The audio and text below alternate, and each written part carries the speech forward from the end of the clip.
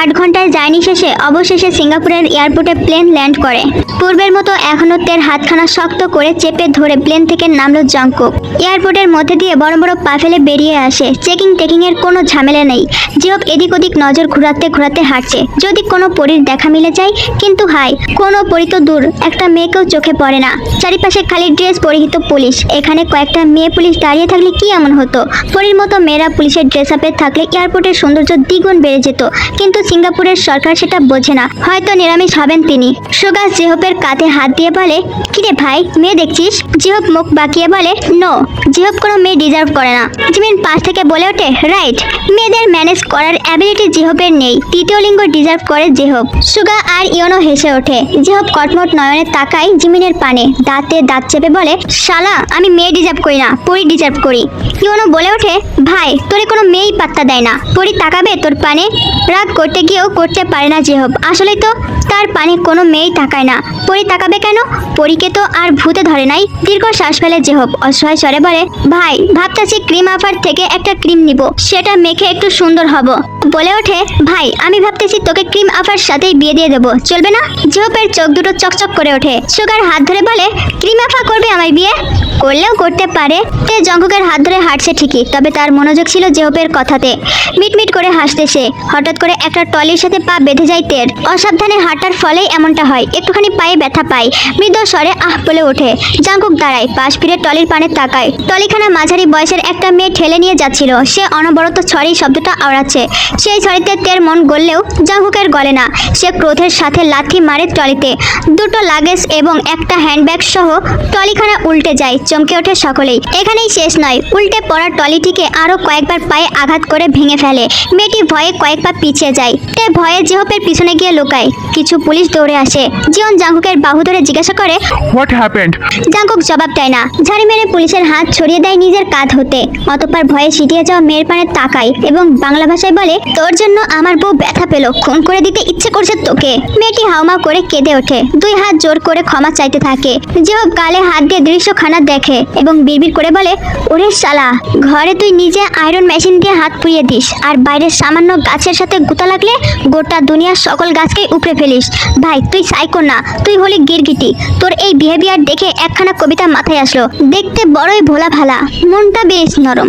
নিচে মারলে আদর, আর অন্য কেউ তাকালেই মেজাজ গরম। গুরু, তোমার তুলনা নেই, তুমিই বিশ্বের সেরা। আমার আব্বা বিখ্যাত প্রেমিক। জিহব, তোর নেই কোনো প্যারা। পুলিশ জাংকুককে বুঝিয়ে শুনিয়ে চলে যেতে বলে। চোখ দুটো বন্ধ করে জোরে জোরে শ্বাস টানে জংকুক। অতঃপর মেজাজ একটু ঠান্ডা হলে চোখ খুলে পাশ ফিরে তাকায় তের পানে। জিহবের পিছনে লুকিয়ে আছে। জাংকুক বড় বড় পা ফেলে তের দিকে এগিয়ে যায়। গম্ভীর স্বরে জিজ্ঞাসা করে, আরে ওকে? তে চটজলদি বলে ওঠে, হ্যাঁ হ্যাঁ, একদম ওকে, কিছু হয়নি আমার। পুনরায় তের হাতখানা মুঠো করে ধরে জাংকুক। Let's go. আবারও সকলেই হাঁটতে থাকে। ওই তো এয়ারপোর্টের বাইরে কালো রঙের দুইখানা ল্যাম্বরগিনি রাখা। গাড়ির পাশে দুজন গার্ড দাঁড়িয়ে আছে চাবি হাতে। জাংকুক প্রথম গাড়িটার সামনে গিয়ে দাঁড়ায়। গার্ডদের থেকে চাবি নিয়ে তাকে বলে, ইউ ক্যান গো বলে গাড়িতে বসে পড়ে। তে হাঁ করে দাঁড়িয়ে আছে। এত সুন্দর গাড়ি সে কখনোই দেখেনি। জিহব, জিমিন, সুগা এবং ইয়োনো অপর গাড়িতে বসে পড়েছে। বরাবরই সুগার ড্রাইভিং এ সেরা, তাই সে গাড়ি চালানোর প্রস্তুতি নিয়েছে। তেকে এভাবে দাঁড়িয়ে থাকতে দেখে জাংকুক বলে, হেই, দাঁড়িয়ে আছো কেন? এসো। তে শুকনো ঢোকলে গুটি গুটি পায়ে এগিয়ে আসে এবং গাড়ির দরজা খুলে ভেতরে ঢুকে পড়ে। সাথে সাথে জাংকুক স্টিয়ারিং ঘুরিয়ে গাড়ি চালানো শুরু করে। 8 ঘন্টা প্লেন জার্নি করেছে। ঘুমিয়ে ঘুমিয়ে এখন আর ঘুম আসছে না। আবার পাশে বসে থাকা বোরিং মানুষটার সাথে কথা বলতেও ইচ্ছে করছে না। যে কথা বলতে গেলে ঠোঁট কাটার মতো কিছু একটা বলে দিবে আর তেল লজ্জায় আধমরা হয়ে যাবে। তার থেকে বরং সিঙ্গাপুর দেশটাকে উপভোগ করা যাক। সিঙ্গাপুরের সবচেয়ে বিলাসবহুল হোটেলগুলির মধ্যে মেরিনা বে স্যান্ডস অন্যতম। এটি সিঙ্গাপুরের সবচেয়ে পরিচিত এবং বিলাসী হোটেল হিসাবে পরিচিত। মেরিনা বে স্যান্ডস হোটেলটি 54 তলা বিশিষ্ট এবং এটি 3টি পৃথক ভবনের সমন্বয়ে তৈরি, যার ওপর একটি বিশাল সাঁতার পুল রয়েছে। এটি সিঙ্গাপুরের আকাশপথে একদম শীর্ষে থাকা বিলাসী হোটেলগুলির মধ্যে অন্যতম। দীর্ঘ 1 ঘন্টা জার্নির পরে হোটেলের সামনে গাড়ি থামে। তে নামার প্রস্তুতি নেয়, সিট বেল্ট খুলে ফেলে। তখনই জাংকুক বলে ওঠে, তে, উইল ইউ ম্যারি মি? চমকায় তে পাশ ফিরে জাঙ্কুকের পানে তাকায়। বড়ই ক্লান্ত লাগছে লোকটাকে। বিলাই আঁখি প্লাবল টকটকে লাল হয়ে আছে। শুকনো ঢক গেলে তে মাথা নিচু করে কিছু বলতে চায়, তার আগে জাঙ্কুক কোমর জড়িয়ে ধরে তার কাঁধে মুখ গুজে ফিসফিস করে বলে, I can not control my self. জানো প্লেনে কত কষ্টে কন্ট্রোল করেছি। আমি চাচ্ছি আজকে এক্ষুনি তোমাকে দ্বিতীয়বার বিয়ে করতে। তে জাঙ্কুককে নিজের থেকে সরানোর চেষ্টা করে না, বরং চুলের ভাঁজে হাত ঢুকিয়ে বলে, আমি ফুগাম। বাকিটা শেষ করার আগেই জাঙ্কুক ছেড়ে দেয় তেকে। তাতে দাঁত চেপে বলে, আই ফাক ইউ ইডিয়েট। তারপর পকেট হাতরে ফোন বের করে, গাড়ির ব্যাক সিট হতে একটা ছোট্ট ব্যাগ নিয়ে নেয় এবং তা থেকে সিম কার্ড বের করে ফোনে সেট করে নেয়। পরপরই কল করে কোনো এক নাম্বারে, বিয়ে ক্যান্সেল, সবাইকে বিদায় করো, বাসর হবে কনফার্ম, সবকিছু সেট আপ করো কুইক বলেই কল কাটে। তে হাবলার মতো তাকিয়ে থাকে। কি হয়ে গেল?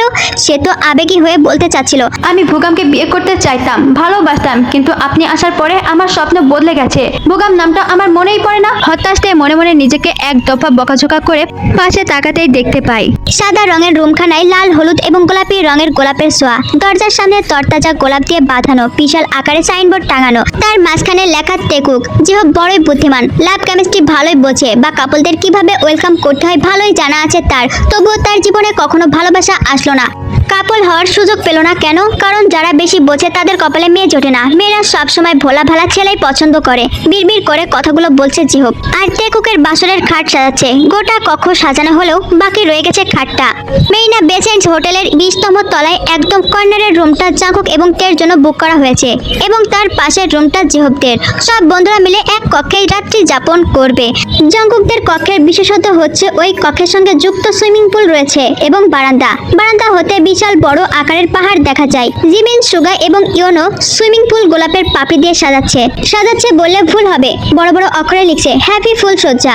ইয়োনো একটু দুষ্টামি করে সুইমিং পুলের ওপরে লিখছে, বাসর শেষে এখানে গোসল সেরে নিস। কক্ষ সাজানোর দায়িত্ব জিহোপ একাই নিয়েছে। তার মতে সে একাই 100। জিহোপ মানে গোটা বিশ্ব একাই জয় করে ফেলবে। জঙ্কুক তেকে নিয়ে কায়ের দেওয়া লোকেশনে চলে গিয়েছে। তেকে রেখে যেতে চেয়েছিল, তবে জিহোপ জোর করে সঙ্গে দিয়েছে, কারণ ওরা বাসর সাজাবে। অবশ্য জাঙ্কুক এবং তের এসব কিছু জানে না। কায়ের দেওয়া লোকেশনটা খুব বেশি দূরে নয়। এই তো, এই হোটেলের নিচ তলায় বিশাল একটা শপিং মল রয়েছে, তার পাশে কফি শপ। সেই কফি শপে তাদের প্রাইভেট আলাপ হবে। কফি শপ থেকে শপিং মলটা স্পষ্ট দেখা যায়। বুদ্ধিমান জাঙ্কুক থেকে শপিং মলের একটা দোকানে ঢুকিয়ে দেয় এবং গম্ভীর বলে, লাল দেখে একটা শাড়ি কেন। তারপর দোকানের মালিককে বলে, সি ইন মাই ওয়াইফ, দেখে রাখবেন বলে বড় বড় পা ফেলে চলে যায়। তে কিছু বলার সুযোগটাও পায় না, গাল ফুলিয়ে জাঙ্কুকের চলে যাওয়ার পানে তাকিয়ে থাকে। গোটা কফি শপ বুক করেছে কাই। চারিপাশে তার গার্ডরা বন্দুক হাতে দাঁড়িয়ে আছে। সকলের পরনে কালো রঙের শার্ট এবং মাথায় কালো রুমাল বাঁধা, যেন পারফেক্ট গুন্ডা। জাঙ্কুক চারিদিকে নজর ফিরিয়ে কফি শপটা ভালো করে পর্যবেক্ষণ করে নেয়। তারপর ঘাড় বাঁকিয়ে তের পানে তাকায়। বুদ্ধটা এখনো একই ভঙ্গিমায় দাঁড়িয়ে আছে। বিরক্ত হয় জাঙ্কুক, কপাল কুঁচকে নজর ফিরিয়ে নিয়ে বড় বড় পা ফেলে কফি শপে ঢুকে পড়ে। গোলাপি রঙের সোফায় 2 পা মেলে বসে আছে কাই। কালো রঙের জুতা পরা পা জোড়া সামনে থাকা টি টেবিলে রাখা। জাঙ্কুক সোজা গিয়ে কায়ের সামনাসামনি দাঁড়ায়। জাঙ্কুককে দেখে কাই কুটিল হাসে, চোখে থাকা কালো রঙের সানগ্লাস খুলে বলে, আরে জিয়ন জাঙ্কুক যে, বসুন। জাঙ্কুক বসে না, আশেপাশে তাকিয়ে কিছু খোঁজার চেষ্টা করে এবং পেয়েও যায়। টি টেবিলের পাশে একটা চামচদানি রাখা রয়েছে, সেখানে ধারালো ছুরি আছে। ছুরিখানা তুলে নেয় জাঙ্কুক। এক চোখ বন্ধ করে ছুরি ছুঁড়ে মারে ডান পাশে। মুহূর্তে একজন গার্ড চিৎকার করে ওঠে, কেননা ছুরিটা তার চোখে বিঁধেছে। গড়িয়ে পড়ে ফ্লোরে, গলা কাটা মুরগির মতো ছটপট করতে থাকে নিজেকে বাঁচানোর জন্য। কারো সাহায্য চাইতে থাকে। কাই ভরকাই টি টেবিল হতে থাকা পা নামিয়ে ফেলে। হাতে থাকা সানগ্লাস কখন হাত ফসকে পড়ে গিয়েছে ফ্লোরে। বাকি গার্ডগুলো অবাক হয়েছে। কয়েকটা আহত গার্ডকে ধরে হাসপাতালের উদ্দেশ্যে বেরিয়ে পড়ে। কায়ের গলা কাঁপছে, তিনি শুকনো ঢোক গিলে বলে, একা এসেছো জিয়ন জাঙ্কুক? আমি চাইলে তোমাকে মেরে পুঁতে ফেলতে পারি এই সিঙ্গাপুরের মাটিতে। জাঙ্কুক বোধহয় মজা পেল, ঠোঁট বাঁকিয়ে টি টেবিলের উপরে পা রাখে। কায়ের দিকে একটু ঝুঁকে বলে, আমাকে শুয়ে দেখা। কাই জিভ দ্বারা ঠোঁট ভেজায়। ইতিমধ্যে তার কানে খবর পৌঁছে গিয়েছে তার ছেলে মিচিং। কাজখানা যে জিয়ন জাঙ্কুকের সেটা বেশ ভালোই জানে সে, তাই নত স্বরে বলে, মারলে কেন তাকে? আমার বইয়ের পানে তাকিয়েছিল। যেই তাকাবে তারই চোখ তুলে ফেলবে। ইয়েস। কিন্তু কেন? তুমি জিয়ন জাঙ্কুক, হাজারো মেয়ে তোমার জন্য পাগল, তাহলে একটা মেয়ের জন্য পাগলামির মানে কি? কি আছে তার মধ্যে? আমারই সুন্দরও না, সে তোমার উপযুক্ত নয়। জাঙ্কুক দাঁতে দাঁত চেপে জবাব দেয়, ওই একটা মেয়ের মাঝেই আমি গোটা দুনিয়ার সৌন্দর্য দেখতে পাই। তার পানে যেই তাকাবে তাকে জ্যান্ত পুঁতে ফেলবো, সে আমার বাপ হোক বা বন্ধু। আর কিছু বলার সাহস পায় না, অথচ জিয়ন জাংকুককে ট্যাপে ফেলানোর কতই না ফন্দি এঁটেছিল। জাল দলিল বানিয়ে এনেছে, তেকে কিডন্যাপ করে সেই দলিলে সাইন নেবে জাংকুকের থেকে, তারপর সুইজারল্যান্ডের রাজা হবে সে। তের বাবা সবিনের সাথেও প্ল্যানিং সেরে ফেলেছে, অথচ জিয়ন জাংকুকের মুখ দেখে প্যান্ট ফিটে যাচ্ছে কায়ের। প্ল্যানিং কি করে সাকসেসফুল করবে? কায়ের এই ভাবনার মাঝে জাংকুক বলে ওঠে, সিঙ্গাপুরে তুই আমায় আনিসনি, আমি তোকে এনেছি, জাস্ট ওয়েট অ্যান্ড সি। তোকে আর কিম সবিনকে যদি কুকুরের মতো না পিটিয়েছি তো আমার নামও জিয়ন জাংকুক নয়। নিজ বক্তব্য শেষ করে বড় বড় পা ফেলে কফি শপ থেকে বেরিয়ে আসে জাংকুক। কাই এবং তার গার্ডরা বড় বড় নয়নে দেখতে থাকে শুধু। সিঙ্গাপুরে কাজের অভাব রয়েছে, অনেক খুঁজে একটা হুজুর পাওয়া গিয়েছে, তাকেই তুলে এনেছে জেহব জিমিন সুগা ইয়োনো। জাংকুক সবে নিজের অ্যাপার্টমেন্টে ঢুকেছে, এখনো ফ্রেশ হয়নি। তে কক্ষে ঢুকেই বড় বড় নয়নের চারিপাশ ঘুরে ঘুরে দেখছে, তখনই ওরা ঢুকে পড়ে, হুজুরকে সোফায় বসায়। জাংকুক ভুরু বাঁকিয়ে তাকাতেই জেহব বলে, অমন করে তাকাবি না, হুজুর এনেছি, চুপচাপ বিয়ে করবি। তে চমকায়, লোকটাকে বিয়ে করতে হবে, তাও আবার এখনই, কোনো প্রিপারেশন ছাড়া? এই তো ফ্লোরে পড়ে আছে লাল রঙের শাড়িখানা, যেটা একটু আগে কিনলো, পরার সময় দিবে কি? জাংকুক এলোমেলো পা ফেলে হুজুরের পাশে গিয়ে বসে, শার্টের দুইখানা বোতাম খুলে সোফায় গা এড়িয়ে দেয়। হুজুর বোধহয় একটু ভয় পেল, শুকনো ঢোক গিলে মাথা নিচু করে ফেলে। জিহব একগাল হেসে বলে, হুজুর আপনি লিখতে থাকুন। আব্বা কাবিন কত লিখবে রে? 10 কোটি, 20 কোটি নাকি 30 বাকিটুকু শেষ করার আগেই জাংকুক বলে ওঠে, 1 টাকাও না। জিহব ধপ করে বসে পড়ে, কাজীর হাতের উল্টো পিঠে কপালের ঘাম মুছে বলে, এটা কি করে হয় বাবা? টাকা ছাড়া কাবিন কি লিখবো আমি? জাংকুক তের পানে তাকিয়ে বলে, আমার কলিজাটা লিখুন কাবিনের জায়গায়। জিহব মহা বিরক্ত। বিয়ের কার্যক্রম শেষ হলেই সে বিরিয়ানি খেতে চাবে। ভাই ঘুরিয়ে পেঁচিয়ে ইতিহাস বলিস না, শর্টকাটে বল তোর বিয়ে শেষ হলে বিরিয়ানি খাবো। কলিজাটা দিয়ে দিলাম তেকে, ও যদি কখনো বিচ্ছেদ চাই তো আমার কলিজা কেটে নিয়ে যাবে, নয়তো বিচ্ছেদ পাবে না। এটাই আমার বিয়ের কাবিন। হুজুর কাচুমাচু হয়ে বসে, তিনি বাংলাদেশি, জিয়ন গ্রুপের সঙ্গে পরিচিত এবং জিয়ন জাংকুকের সম্পর্কেও তিনি বিশেষ ধারণা রয়েছে ওনার। বলা বাহুল্য, এই সিঙ্গাপুরের মাটিতে নিজের থাকা খাওয়ার ব্যবস্থা করতে পেরেছিলেন শুধুমাত্র জিয়ন জাংকুকের দাদার কারণে। তাই তো স্পষ্ট স্বরে কিছু বলতে পারছে না কাবিন নিয়ে ছেলে খেলা হচ্ছে। নিজের কলিজা কখনোই কাবিনে লেখা যায় না।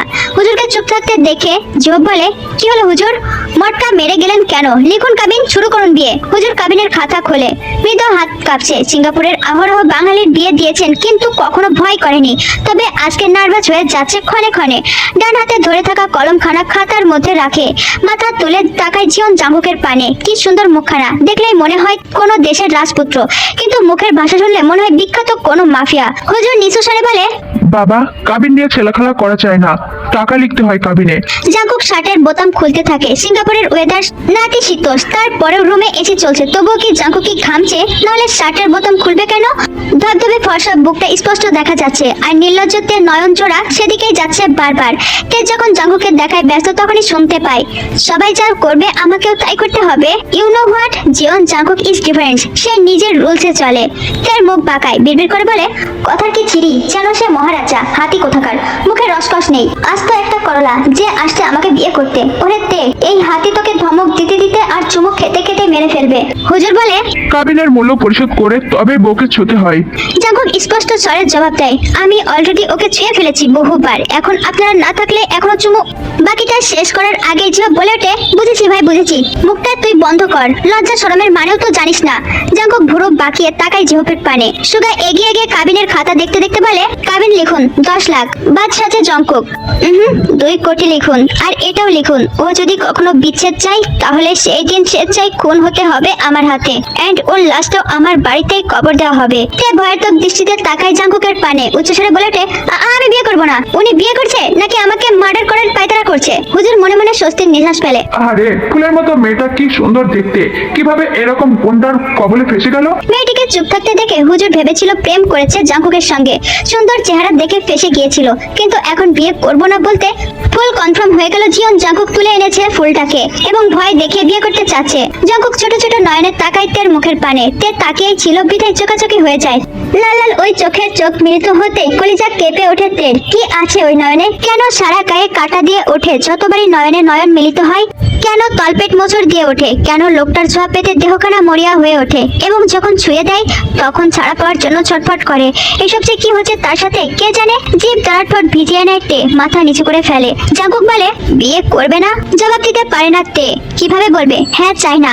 গলা দিয়ে আওয়াজ বের হবে না, কখনোই না। সুগা হুজুরকে তাড়া দিয়ে বলে শুরু করুন। হুজুর করুণ নয়নে তাকিয়ে থাকে তের মুখের পানে। আবারও একবার প্রতিবাদ করুক মেয়েটা, স্পষ্ট স্বরে বলুক করবো না বিয়ে।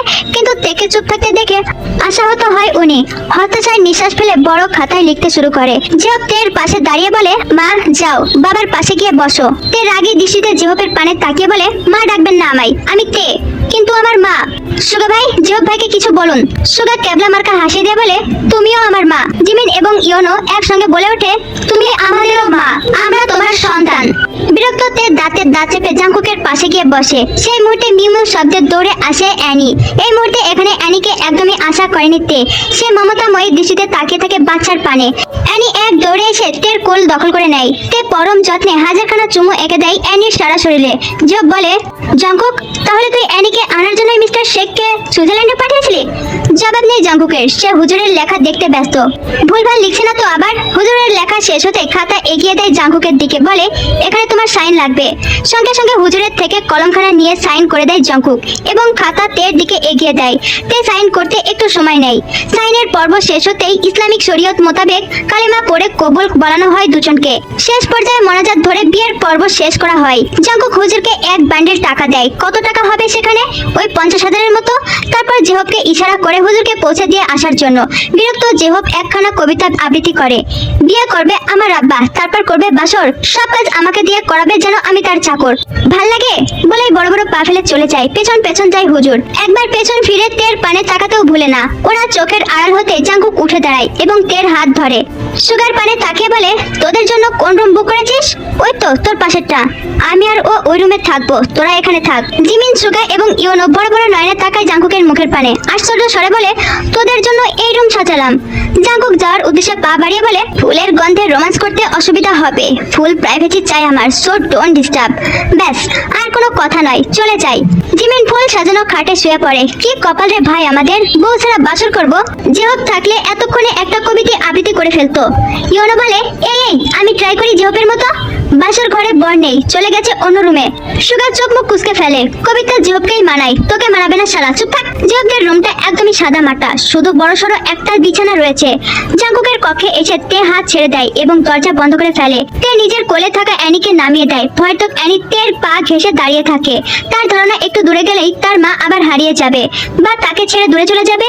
তে জাঙ্কুকের মুখের পানে তাকায়, নিচু স্বরে বলে এখানে কেন আসলাম? জাঙ্কুকের সোজা সাপটা জবাব, রোমান্স করব বলে। আমি জানি রোমান্স ছাড়া আর কি বোঝেন আপনি, কিন্তু আমি বুঝিয়েছি। ওই সুন্দর রুম ছেড়ে এখানে কেন? Just wait and see. পুরো কুচকে ফেলে তে। এ আবার কি দেখাবে? জাঙ্কুক খাটের পাশে থাকা লাগেজ খুলে ল্যাপটপ বের করে। সঙ্গে সঙ্গে প্রচন্ড জোরে শব্দ হয়ে ওঠে, চিৎকার চেঁচামেচির শব্দ ভেসে আসে।